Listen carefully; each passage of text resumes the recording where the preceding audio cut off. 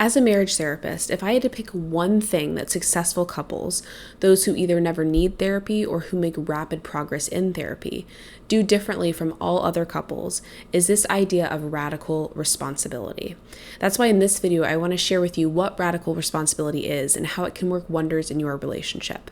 I'm Cameron, I'm a licensed therapist, wife, and mother, and this is my channel, Modern Marriage, where I share with you all the tips, resources, and insights that I've gained from working with couples in therapy so that you can start building the relationship that you've always wanted. So one of my favorite stories about this sort of responsibility comes from Viktor Frankl's awesome book, Man's Search for Meaning. If you haven't read it, I'd highly recommend it.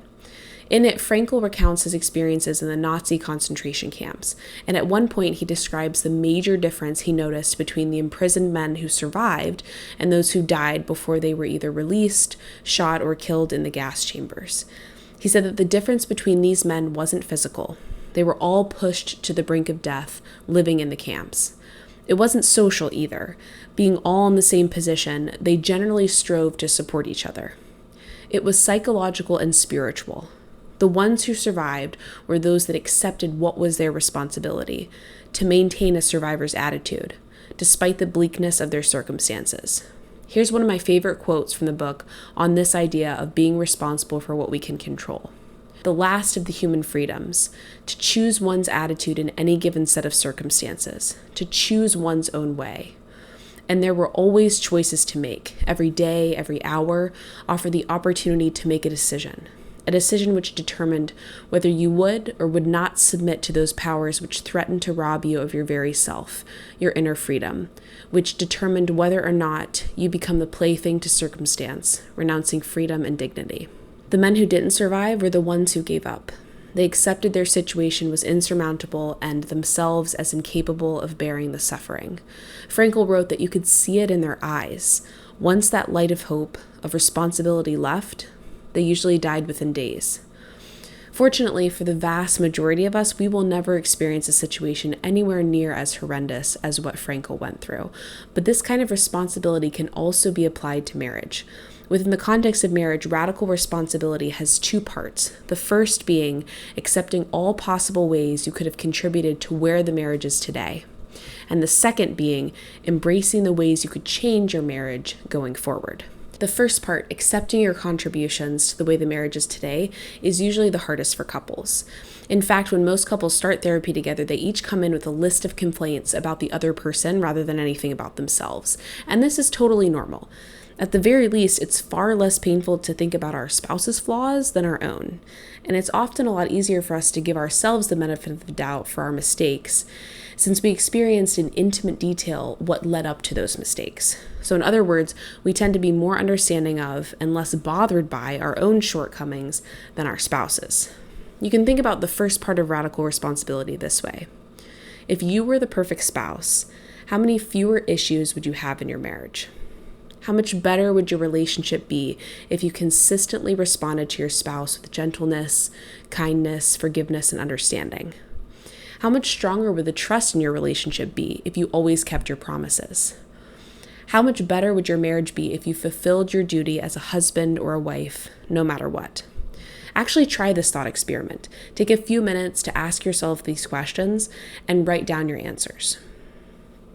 The expectation is not that you're perfect, since none of us are capable of that. But it is a worthwhile thought experiment to try, as it highlights what qualities or habits separate us from the ideal version of ourselves in our marriages. This question, how would I be different if I were the perfect spouse to my husband, reveals all the ways we could make things better if we chose to focus on ourselves rather than on what our spouse needs to do. I'll get back to the video in a minute, but before I do, please don't forget to like this video, subscribe to the channel if you want to see more content like this, and share this video with someone who you think might benefit from it. Now for the second part, embracing the ways you could change your marriage going forward. Is usually less painful, but just as important. This is the hopeful part of taking responsibility. Because if you played some role in where your marriage is today, then you can play at least as much of a role in where it's headed. In other words, accepting responsibility gives you permission to start making things better today. For many couples, going to therapy is actually the first time they realize they can make different choices without asking the other person to change first. It's an empowering sentiment.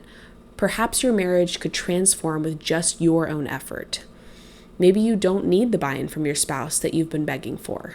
Maybe all you need is your own efforts, and that's something that you can actually control. Another reason radical responsibility is so powerful for couples is that it combats defensiveness, one of the 4 behaviors that best predicts divorce, according to clinical psychologist Dr. John Gottman. The antidote to defensiveness is taking responsibility, because they literally cannot exist at the same time. And interestingly, I often see in therapy that when one spouse accepts their part in the marriage's problems, the other spouse almost inevitably follows. Not necessarily right away and not all at once, but eventually, since taking responsibility tends to feel to your spouse like validation. You mean I'm not crazy that I asked you to change these things? Now you're actually changing them? Wow, I feel like I can breathe for the first time in years. And lastly, taking responsibility for your marriage actually makes it easier to forgive. The more aware we are of our own shortcomings and are able to accept and begin to work on these shortcomings, the easier it is for us to accept our spouse's flaws too. Few things are more humbling than staring down our imperfections. But in many ways, these imperfections, as long as we're aware of them, can be a blessing in disguise. After all, if you were actually perfect, or at least thought you were, how much harder would it be to forgive your spouse for his imperfections? Okay, guys, what do you think? Does this align with your experiences of accepting responsibility in marriage? Let me know your thoughts in the comments below. And until next time, I'm Cameron, and this is Modern Marriage.